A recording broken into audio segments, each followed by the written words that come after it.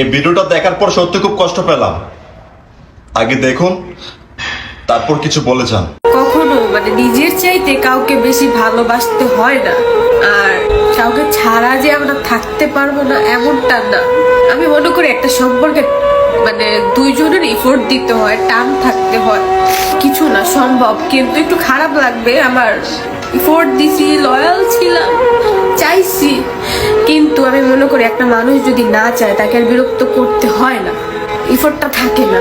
কেন একটা মানুষ রিলেশনশিপ করে না, বছরখানিক যায় না, চাইছি থাকতে, সে আমাকে রাখে নাই। কিন্তু আমি একদিকটা বলতে পারবো আমি ঠকি নাই, আমাকে ঠকানো হয়েছে। আমি কথা বলতে পারতাছি না, আমার এত পরিমাণ কষ্ট লাগতাছে।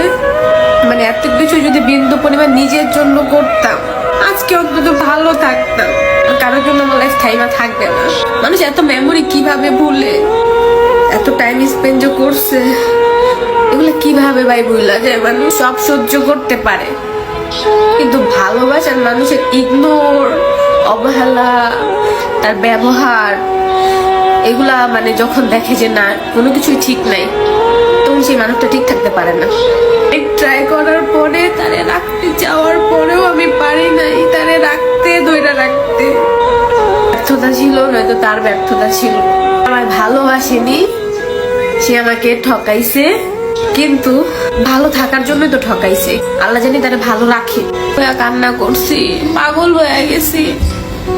আমি কিছু একটা বলতে চাই তারে, সেই সময়টাও সে আমারে দেয় নাই, শোনার ট্রাইও করে নাই, সে ফিলও করে নাই আমি কেমন আছি। সেই মানুষটাকে আমাকে ভালোবাসে, সে একদিন হইলো, আমি মনে করি 1 সেকেন্ডের জন্য হইলেও সে আফসোস করবে আমার জন্য। আকাশের দিকে তাকাইয়া বড় বড় নিঃশ্বাস ছাড়ছি যে কার জন্য আজকে আমি এই জায়গায় আসছি, কার সাথে থাকতে চেয়েছি, কার জন্য ফ্যামিলির সাথে লড়তাছি, কার জন্য এত কিছু করতেছি। এট লাস্ট সে মানুষটাই বুঝিয়ে দিল দুনিয়াতে কেউ কারোর জন্য না। লাস্ট এই পর্যন্ত আইসা আঘাতটা অনেক অনেক অনেক বেশি ছিল, আর নিতে পারতাছিলাম না ভাই, দম বন্ধ হয়ে যেতেছিল। যে আমারে ছাড়া একা ভালো থাকতে চায়, তার একাই থাকতে দেওয়া ভালো। মনে করি যে আমাকে পায় হারাইলো, সে জীবনে ভালোবাসাই পাইলো না। লেখা নাই সেটা কেনই আল্লাহ কপালে দেয়।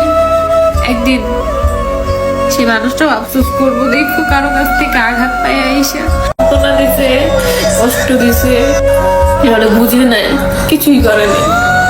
আমি এটা বললাম